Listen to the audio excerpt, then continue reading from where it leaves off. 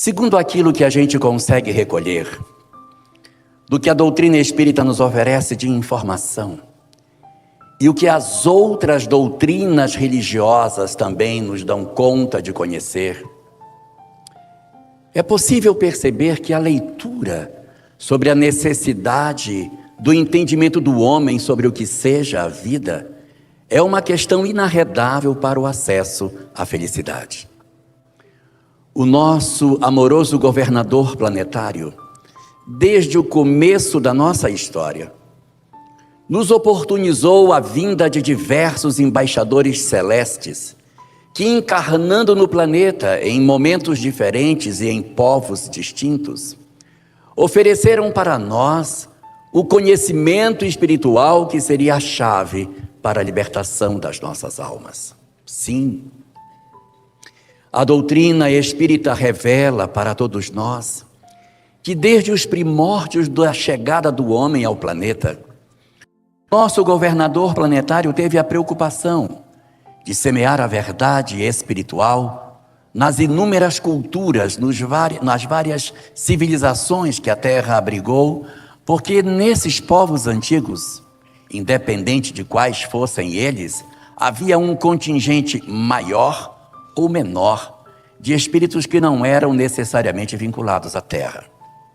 Os povos antigos possuíam um conhecimento extraordinário, possuíam saberes que até hoje nós nos indagamos como é que aquilo foi feito. Egípcios, caldeus, fenícios, babilônios, sumérios, gregos, romanos, hindus, hebreus, todos eram detentores de saberes incríveis, porque no seio desses povos havia um volume grande, outros menor, mas havia sempre a presença de seres profundamente evoluídos que chegavam ao planeta. E essas entidades, elas vinham de um grande processo de dor, por não haverem acompanhado o processo evolutivo dos mundos onde estavam, e por esse motivo migraram para a Terra, chegando ao nosso planeta no albor da civilização humana e construindo com isso uma série de conhecimentos.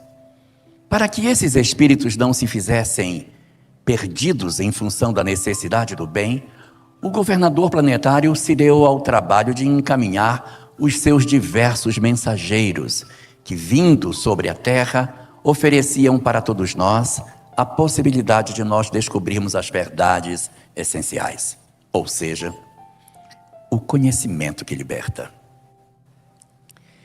Não há forma de nós conseguirmos fazer o nosso processo de libertação espiritual se nós não tivermos o conhecimento das verdades que regem a vida maior.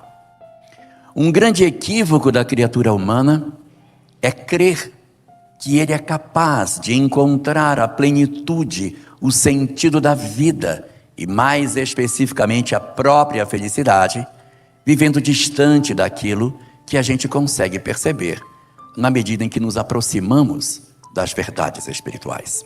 Não há como. A verdade espiritual, ela é a condição inarredável para que o homem consiga acessar a felicidade. E foi exatamente por isso que, na época antiga, bastante remota, embaixadores diversos estiveram sobre o planeta. Nós temos vários sábios que os nomes deles não ficaram registrados na história, mas são aqueles que compuseram os Vedas, as doutrinas antigas da Índia, que são a base de todo o conhecimento religioso que o Oriente possui. Os Vedas serviram de base para tudo aquilo que foi construído depois em termos de religião no Oriente do nosso planeta. Foi exatamente inspirado nos Vedas que mais tarde, 500 anos depois, apareceria sobre a face do planeta um outro livro muito interessante chamado Mahabharata, que é escrito na Índia, um livro muito volumoso, é o maior poema que se tem notícia. E dentro desse livro, Mahabharata, existe uma parte dele, o chamado Bhagavad Gita, aonde está a história de Krishna. Krishna foi um dos grandes reveladores das verdades espirituais. Krishna trouxe um conhecimento muito profundo para a sua época. Segundo se crê, Krishna teria vivido no ano de 5.200 antes do nosso momento, ou seja, 3.200 anos antes do nascimento de Jesus. E ele trouxe conhecimentos incríveis sobre a imortalidade, sobre a reencarnação, sobre a lei de causa e efeito, sobre todos os processos do mecanismo do autoconhecimento, da libertação do homem. O livro chamado Bhagavad Gita é uma obra bastante sintética, bem curtinha, mas ela é de uma profundidade extraordinária. E Krishna deixou muitos saberes que originaram, de certa forma, boa parte do conhecimento que hoje vige na Índia, exatamente por conta do conhecimento primeiro dos Vedas e em seguida a revelação que Krishna nos trouxe. Essa revelação dos Vedas e a revelação de Krishna, ela difere de outras revelações, porque eram revelações locais, não eram revelações globais. E por que elas eram locais? Porque elas não se destinavam à Terra como um todo. Era um conhecimento que liberta, mas era um conhecimento voltado para os seres que podiam entender essa mensagem. E por esse motivo, nem todos conseguiam entender Krishna, nem todos conseguiam entender os Vedas. Por essa razão é que foram criadas na idade remota, antiga, as chamadas escolas de iniciados. Quando nós tomamos a obra de Leon Denis, que trabalha as escolas de iniciados, as escolas iniciáticas, a gente vai entender que dentro dessas escolas reuniam-se espíritos muito antigos e que conseguiam entender as verdades apresentadas pelo conhecimento védico e pelo conhecimento que o Mahabharata, e mais especificamente, o Bhagavad Gita oferecia para nós. Era um conhecimento incrível.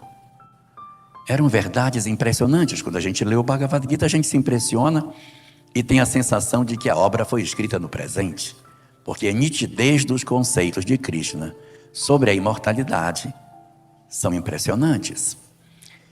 Mas o nosso governador não se ateve apenas a essas revelações. Ele foi trazendo outras revelações também locais, com o objetivo de revelar aos homens os conhecimentos da imortalidade. Naquela região também ali, região da Índia, da região do Nepal, nós tivemos também um outro grande revelador, só que bem mais recente. Ele é de aproximadamente 600 anos antes do nascimento de Jesus, que é Buda. O Buda, ele teve uma visão assim um pouco diferente da visão de Krishna, porque enquanto Krishna se preocupou em mostrar as leis, a lei de causa e efeito, o mecanismo da reencarnação, revelar o mundo espiritual e como é que as coisas aconteciam, o Buda se ateve a descobrir o caminho para a felicidade.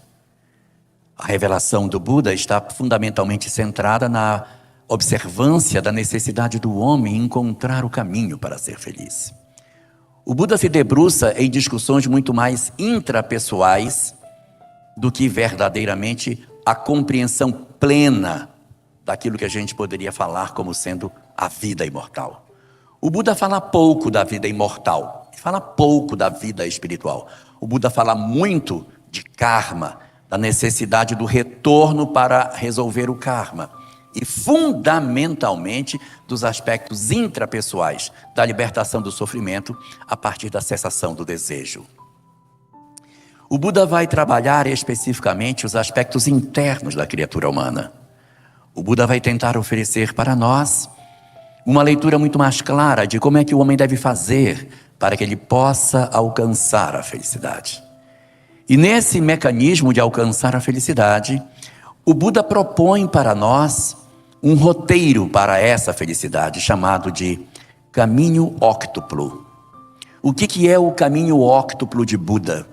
São 8 passos que ele ofereceu, que seriam os passos para que a gente pudesse se libertar do sofrimento.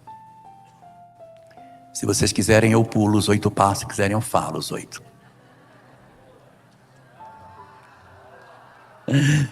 Vamos lá. O primeiro passo do caminho de Buda é, na verdade, nós conseguirmos ter a crença correta. O que é crer corretamente? É nós termos a compreensão nítida e clara do que somos. Se eu não souber o que sou, se eu não souber que eu sou um espírito, se eu não souber que eu sou uma alma imortal, se eu não souber que eu reencarno, se eu não souber que existe a lei de causa e efeito, se eu não souber que o meu caminho é a felicidade, se eu não souber de nada disso, não tem como eu me libertar do sofrimento. A libertação do sofrimento, ela está fundamentalmente calçada do saber. Por isso que o conhecimento é o elemento de libertação. O conhecimento liberta. Se eu não tiver esse conhecimento que permite a mim uma compreensão clara do que eu sou, eu não consigo caminhar. Então, o primeiro passo do caminho do Buda é crer corretamente, é ter uma crença correta, é eu saber, eu sou uma alma imortal, eu sou um indivíduo que realmente sei que eu não sou a matéria, eu sou o espírito. Eu tenho que ter esse conjunto de verdades na minha mão, para que eu comece a trabalhar a minha libertação. O segundo passo do caminho do Buda é o seguinte: não adianta só saber essas coisas, porque isso a gente sabe no Espiritismo também. Todo mundo sabe, né, que é uma alma imortal, reencarna, precisa ser libertada das imperfeições, que o caminho é a felicidade, todo mundo sabe. A questão não é essa. A questão é o que fazer com esse conhecimento. Então, o segundo passo é a gente começar a se apropriar desse saber. É nós começarmos a nos aproximarmos da vivência disso. Então, o segundo passo que a gente tem dentro dessa questão é o querer correto. Não adianta eu saber e não querer, porque muitos de nós fazemos isso, sabe? A gente diz assim: não, eu sei que eu sou um espírito imortal.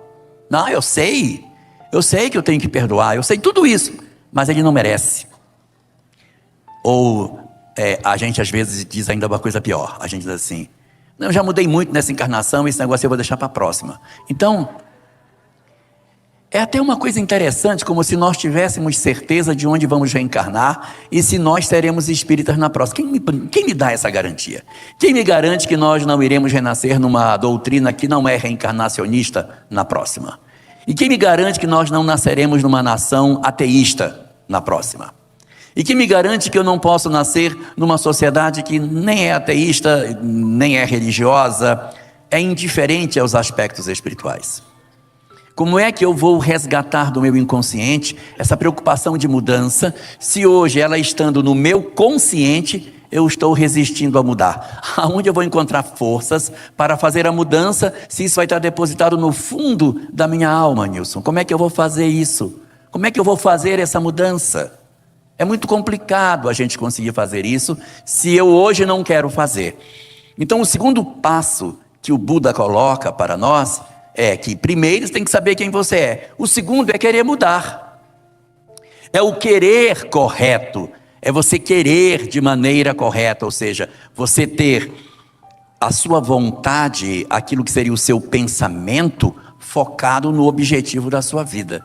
Porque é possível que a gente conheça de um jeito e queira viver de outro. E isso é muito ruim, porque a gente faz uma fratura entre o que eu sei e o que eu penso. E há alguns de nós que dizemos: eu separo muito bem a minha religião da minha vida privada. Isso é uma coisa muito louca. Mas a gente não deve, evidentemente, separar o que eu sei daquilo que penso. Então, o segundo passo desse caminho que o Buda propõe é que a gente se aproxime efetivamente, não só do saber espiritual, que é a parte inicial de tudo isso, é o primeiro passo, é o conhecimento, e o segundo é você alinhar a sua vontade com aquilo que você precisa para poder fazer. Se você não fizer isso, vai ficar complicado. Aí vem o terceiro passo do Buda. O terceiro passo do Buda é o seguinte: tudo bem, você já sabe que você é um espírito mortal, ótimo. Segundo, você já pensa, já quer de maneira correta, você já tem a sua vontade alinhada com o que você conhece. Aí vem a terceira parte: não basta pensar, tem que falar de maneira correta. O que ocorre conosco? A gente sabe, mas não faz na fala aquilo que sabe. A nossa fala, ela é dissonante com relação àquilo que a gente conhece. Porque a gente mesmo sabendo de tudo que a gente sabe, a gente profere palavras de agressão, nós falamos palavras ofensivas, nós ofendemos as pessoas. Dentro do lar, nós nos referimos de maneira desrespeitosa aos filhos, aos cônjuges, aos nossos pais. A gente agride as pessoas com as palavras que a gente promove. No ambiente de trabalho, nós temos palavras agressivas. E o que o Buda diz que não tem jeito. Para acessar o sofrimento, eu preciso primeiro saber quem eu sou. Depois, ter o meu querer, ter a minha vontade alinhada com aquilo que é o correto. E o terceiro passo é falar corretamente. Que as nossas palavras espelhem aquilo que eu conheço. Que eu não seja alguém que tem um conhecimento, mas que as brincadeiras são de mau gosto. A gente às vezes é espírita e tira umas brincadeiras de muito mau gosto com as pessoas. A gente ofende as pessoas, a gente diminui as pessoas, a gente trata as pessoas de uma... não, mas eu estou brincando. E nessa brincadeira a gente vai machucando. Fora aqueles outros de nós que mesmo tendo conhecimento, não é nem de brincadeira, é de verdade. A gente diz, eu odeio fulano. Não suporto a presença dele. Então, aonde está o conhecimento que eu tenho diante da fala que eu possuo? Para que esse meu conhecimento seja verdadeiramente libertador, eu preciso trabalhar a minha fala para que ela esteja alinhada ao que eu conheço. E aí, a gente pode ir para a quarta das etapas, o quarto passo. Então, vamos lá. Se a gente estava falando que era o conhecimento, depois era pensamento, que era o querer, depois era a fala, está faltando qual? Ação. Porque é atos, palavras e pensamentos, que o Buda constrói ao contrário, né? Pensamento, palavras e atos. A próxima etapa é você agir corretamente. E o Buda constrói dessa forma porque é a forma mais exata para fazer. Primeiro você trabalha o pensamento, para depois disciplinar as palavras, para depois disciplinar os atos. O que a gente faz? Nós fazemos o contrário. A gente quer disciplinar o ato sem disciplinar a palavra, e muito menos o pensamento. E aí a gente fica louco, a gente fica neurótico, porque a gente não quer agir, mas o pensamento ainda está completamente voltado para aquilo que a gente permite. Não sei se me faço claro no que eu quero dizer. Mas a gente se permite pensar, a gente se permite falar e quer não fazer. Ora, como não? Imagine alguém em casa que diz assim, eu não suporto esse meu pai, não suporto essa minha mãe. Eu me permito pensar tudo que eu tenho contra ele. Eu me permito falar tudo que eu tenho contra ele, mas não quero agir. Tem cabimento? Não vai conseguir. Não vai conseguir, porque a disciplina ela vem de dentro para fora. Então, primeiro você domina o pensamento. Depois você domina as palavras, para depois dominar os atos. Senão a gente vai ficar neurótico, vai querer pular no pescoço da pessoa e a mão fica tremendo, porque a gente está querendo apertar e não consegue. Por quê? Porque o pensamento não foi trabalhado antes. Só dando um spoiler, quando Jesus diz assim, amai os vossos inimigos, lá no Sermão do Monte, os judeus ficaram apavorados. Meu Deus, como que eu vou amar os inimigos? Não tem cabimento. E ele propõe 3 desdobramentos para o amor aos inimigos. Está lá, pode ver no Evangelho de Mateus. Primeiro, fazei bem aos que vos aborrecem. Então é você agir no bem para quem te faz mal. A pessoa faz mal para você, faz o bem para ela. Isso é uma forma de amar os inimigos. Eu não consigo. Eu não consigo fazer o bem para ele, eu não consigo fazer o bem para ela, é muito difícil, não dá, eu não consigo. Não consegue, beleza. Então, vamos para um segundo nível, que é mais fácil. Bendizei os que vos maldizem. O Cristo desce de atos para palavras. Já que você não consegue agir, vamos para palavras. A pessoa fala mal, você fala bem.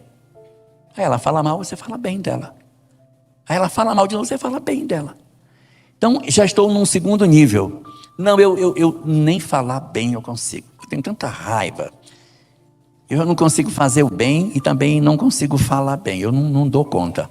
Então, já que não consegue ser por atos, nem por palavras, Jesus desce para um terceiro nível, pensamento.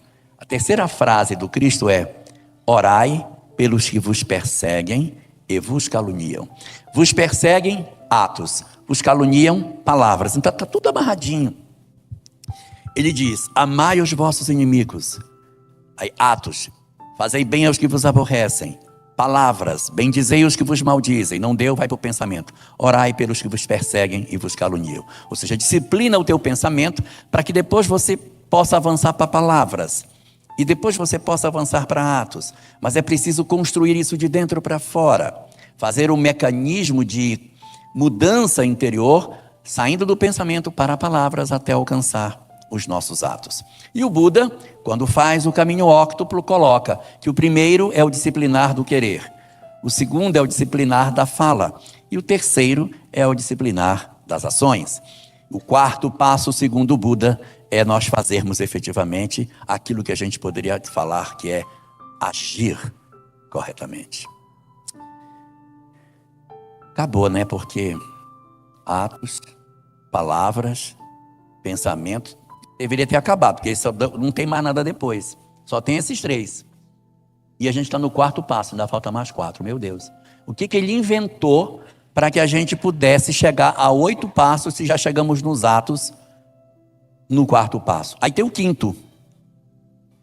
O quinto passo é o seguinte, porque o quarto passo é agir corretamente. O que é agir? Tem uma determinada situação que acontece e eu poderia agir de maneira errada, mas como eu sei que eu sou uma alma imortal, como eu compreendo o que eu sou, eu automaticamente promovo um processo de mudança dos meus atos. E eu digo, não vou fazer isso com ele. Não vou fazer diferente. Então eu tomo uma atitude diferente. Quando eu tomo uma atitude de maneira diferente daquela que eu deveria ser, eu estou no quarto passo do caminho óctuplo. Mas tem o quinto. O quinto é mais profundo do que agir corretamente. O quinto é viver corretamente. Porque agir, ora, o que é agir? Agir é agir. Tem um momento aqui e eu tomei uma decisão isolada em que eu agi de maneira espiritualizada. Eu poderia ter me vingado e eu resolvi perdoar. Eu poderia ter devolvido a ofensa e eu não fiz. Eu poderia ter deixado de ajudar e eu ajudei. Eu tomei uma atitude isolada. O viver é mais do que isso. O viver corretamente é mais do que o agir. O viver é o viver corretamente. Já não é mais só uma ação isoladinha. Não é só uma coisa que nem escoteiro que tem que fazer pelo menos uma boa ação durante o dia. Não é a boa ação. É você viver de maneira coerente. Então, ora, o que é que eu sei? Eu sei isso, então eu vou não só querer de maneira correta, que seria o pensar, o querer, não vou só falar de maneira correta e não vou só agir, eu vou viver de maneira correta. E isso é fantástico, porque é você fazer a eleição por um propósito de vida profundamente diferente daquele que você poderia ter. Então, o conhecimento que liberta, que é o conhecimento espiritual, ele vai oferecer para nós, efetivamente, a chance de nós trabalharmos esse grande mecanismo de amadurecimento espiritual que o Buda nos oferece como sendo o caminho para a cessação do sofrimento. Ele diz que se a gente seguir esses 8 passos, haverá a cessação do sofrimento. Então, o quinto desses passos seria viver de maneira correta. E o sexto? Poxa, eu já quero, já falo, já ajo, já vivo de maneira correta. Que mais que esse homem quer se eu já estou vivendo de maneira correta? E o Buda diz que o sexto passo é você procurar dentro da sua vida um meio de vida correto. Então é você viver e procurar ter uma forma de sobreviver que não gere conflito, não gere karma para você. Porque às vezes eu estou tendo uma vida toda devotada, mas a minha maneira de me sustentar, a minha maneira de viver, a minha maneira de ganhar o pão, a forma de eu me inserir na sociedade ainda tem problema. Então, quando ele sai para o sexto passo, ele não está mais preocupado só com o homem, está preocupado com o homem na sociedade. Então, para alcançar a sexta etapa do caminho óctuplo, não basta eu ter uma vida voltada para o espiritual. A minha vida voltada para o espiritual, lindo, mas como é que eu me insiro na sociedade em que eu me coloco? eu contribuo de maneira efetiva? Como é o meu sustento, ou seja, como é que eu me relaciono com o grupo social onde eu estou? Qual é a minha contribuição social no meio no qual eu estou inserido? Então, para que eu alcance esse sexto degrau dessa escala evolutiva búdica, do caminho óctuplo, eu preciso rever efetivamente as minhas questões, as minhas disposições íntimas, para que eu consiga buscar efetivamente uma forma de viver da qual eu não me envergonhe, da qual eu consiga me desembaraçar, de tal sorte que eu tenho uma vida correta, eu ajo de maneira correta, eu falo de maneira correta, eu penso, ou seja, o meu querer é um querer correto, mas a minha forma de ganhar o meu sustento, a minha forma de me inserir na sociedade não pode ser vergonhosa. Uma vez perguntaram para Sócrates quem estava certo. Havia duas escolas que se apresentavam como sendo as detentoras da verdade para a felicidade humana. De um lado estavam os hedonistas. Os hedonistas diziam o seguinte: felicidade é ter. Quanto mais você tem, meu filho, mais feliz você é. Você tem que ter tudo, porque tendo tudo, você está feliz. Enquanto faltar uma coisinha, você não é feliz. Então, para os hedonistas, felicidade é ter. Quanto mais se tem, mais feliz se é. E no reverso da medalha estavam os cínicos. Os cínicos diziam: não, felicidade não é ter, não. Felicidade é não ter. Porque quanto menos você tem, mais feliz você é. Porque enquanto você tem medo de perder o que tem. A hora que você não tiver mais nada, você não tem mais medo nenhum, então acabou. Tem mais medo de perder, você está feliz. Então, felicidade é não ter.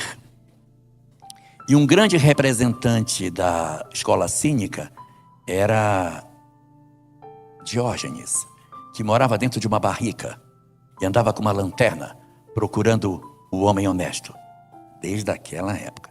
E aí, ele morava numa barrica, porque ele dizia que ele não precisava de nada. Então tem alguns historiadores que contam que ele no começo andava com a lanterna dentro da barrica e andava com um caneco na cintura. O caneco era para beber água. Um dia ele viu um garoto com as mãozinhas em concha bebendo água numa bica. Aí ele viu o garoto, pegou a caneca, jogou fora. Não preciso mais dela. Então os cínicos diziam que a felicidade era não ter. Mas os hedonistas, a felicidade era ter. Aí perguntaram para Sócrates: Sócrates, quem tem razão? Os hedonistas que dizem que a felicidade é ter, ou são os cínicos para os quais a felicidade é não ter? Afinal, é ter ou não ter? E o Sócrates respondeu: a felicidade é ser. O que faz ser feliz é ser. Como assim ser? Como assim? É que a vida nos cobra que a gente seja aquilo que a gente é. Quando a gente não é aquilo que a vida nos diz que somos, a gente então entra num processo de sofrimento.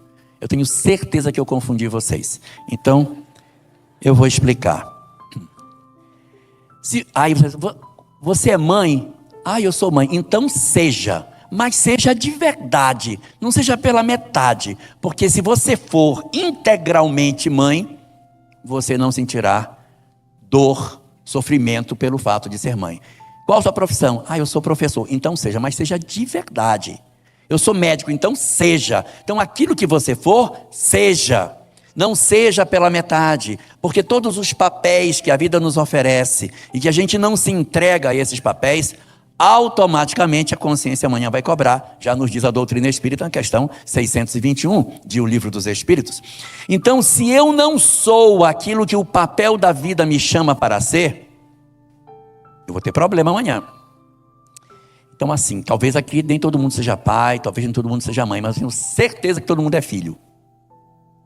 E a grande pergunta é: nós estamos exercendo o papel de filhos na plenitude daquilo que poderia ser feito, dentro das circunstâncias que as coisas precisam ser colocadas? E aqui é importante ressalvar as situações de casos mais gravosos, em que a chamada distância amorosa precisa ser mantida, quando você tem algumas construções familiares bastante difíceis, e a gente precisa também se preservar em função da dificuldade emocional que alguns familiares possuem. Então a gente tem que ter aquela chamada distância amorosa, que não é abandonar e nem também se sacrificar a ponto de perder o equilíbrio na tentativa de resgatar quem muitas vezes não quer ser resgatado. Mas a distância amorosa, em que você assiste, mas se preserva. Você assiste, mas se preserva. Não abandona, mas também não se joga no buraco junto. Então, nessa hora, o que Sócrates vai nos falar? Que nós precisamos estabelecer uma descoberta muito profunda de que a gente precisa ser, para que não haja fragilidades, trincas na nossa personalidade, que tem a ver com esse passo 6 daquilo que o Buda propunha, em que a nossa forma de viver na sociedade tem que ser plena. Então, viva na sociedade de maneira plena para aquilo que você é. Então, aquilo que a gente for, que a gente seja. Dizia Jesus, seja o vosso falar, sim, sim, não, não. Dizia Emmanuel, Espírita seja o nome do teu nome. Que este seja o nosso primeiro qualificativo. Que nós não sejamos um professor espírita, mas sejamos um espírita professor. Que a gente não seja um médico espírita, mas sejamos um espírita médico. Então, que este seja o nome do nosso nome. E a gente está só no passo 6, não tem mais 2. Depois do passo 6, que é a gente ter essa capacidade de viver de maneira que a nossa relação com a sociedade, o nosso meio de vida, ou seja, a relação social nossa é plena, tem o 7º passo. O 7º passo diz que a gente precisa, obrigatoriamente, trabalhar a nossa intimidade para que a gente progrida de maneira incessante, que a gente não se acomode espiritualmente. Ei, espíritas! Então, assim, é a gente não se acomodar espiritualmente como alguns espíritas fazem.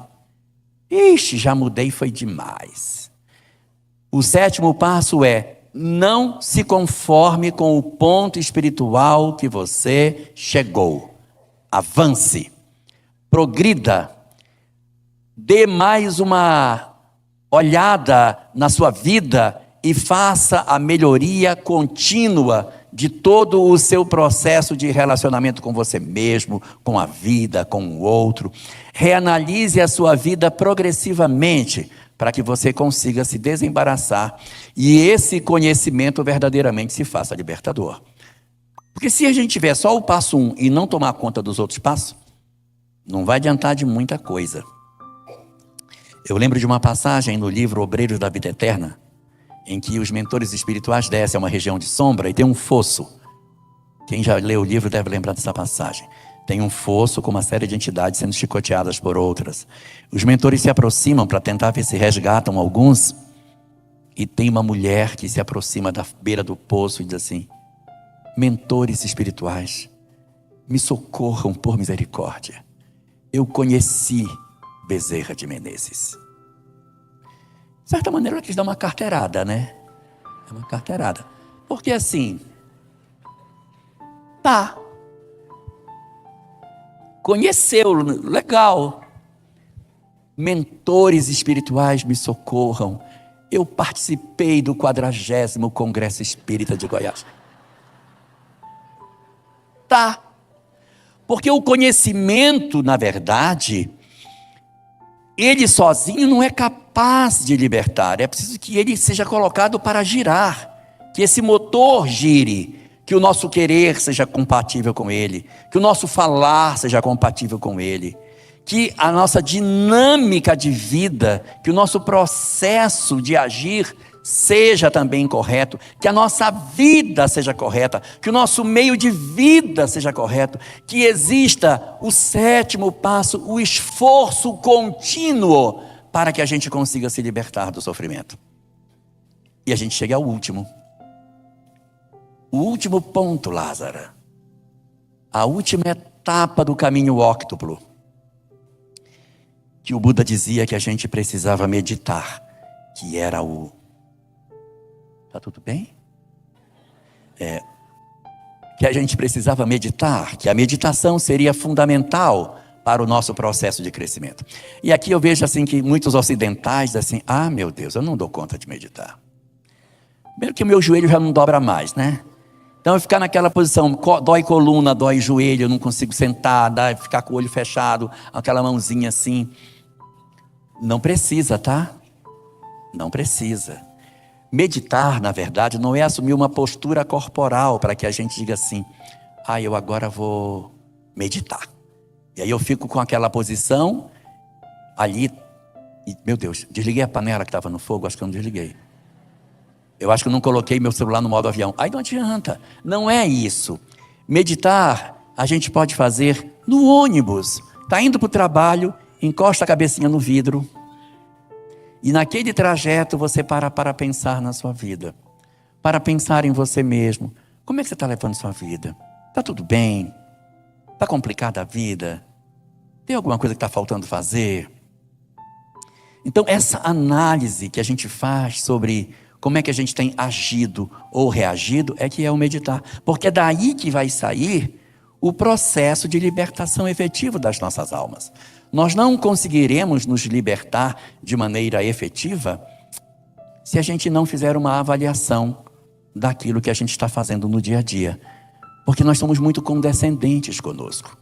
Então a gente precisa, obrigatoriamente, fazer um trabalho de visitação das nossas questões para saber se a gente está andando correto ou se a gente está deixando de analisar a nossa vida pelos ângulos que precisam ser vistos, né? E existem muitas formas da gente se analisar para saber se a gente está mudando.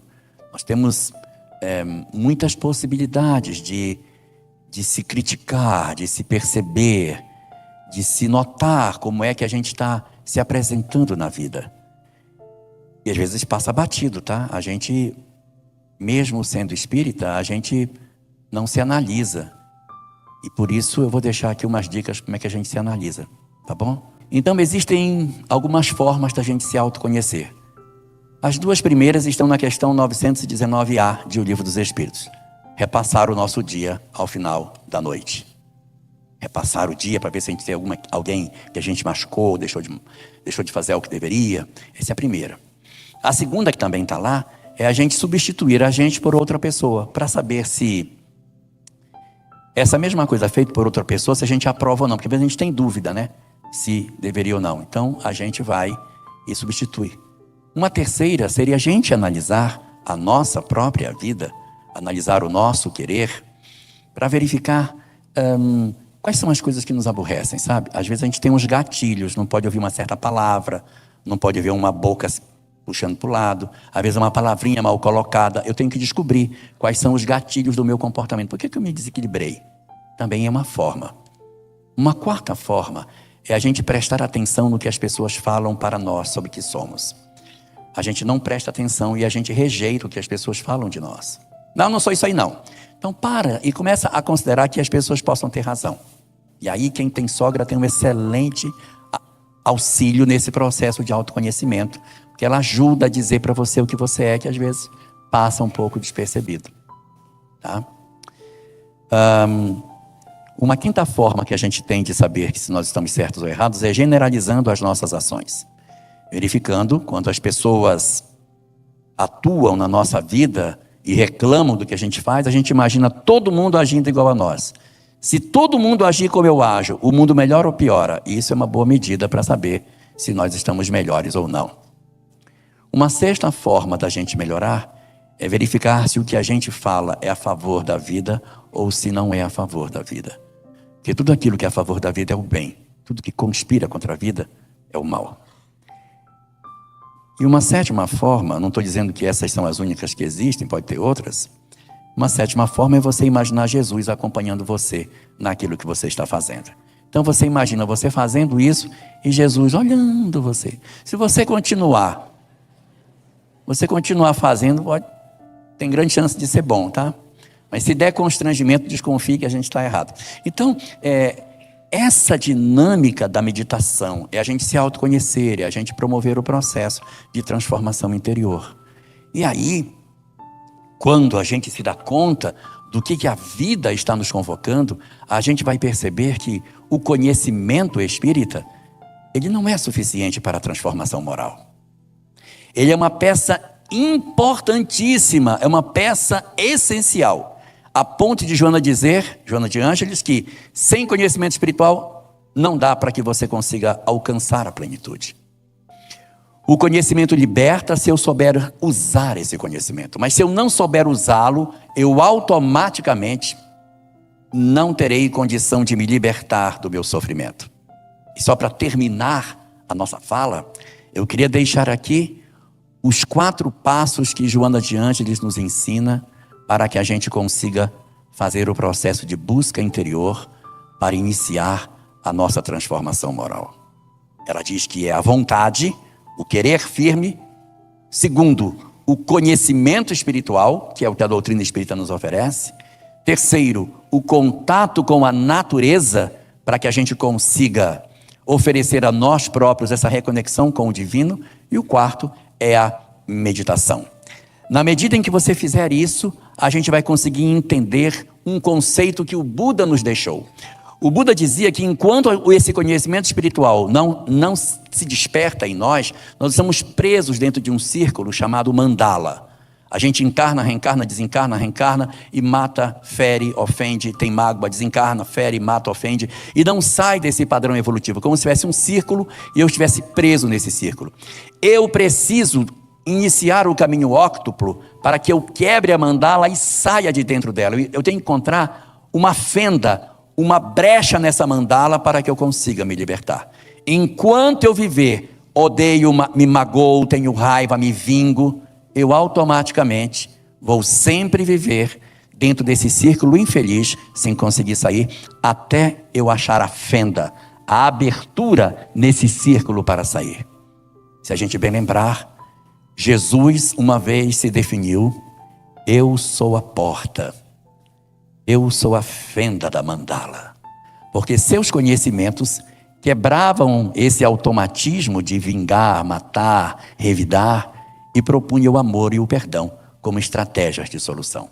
Por esse motivo, então, é que a gente vê em Jesus o grande elemento libertador das nossas almas.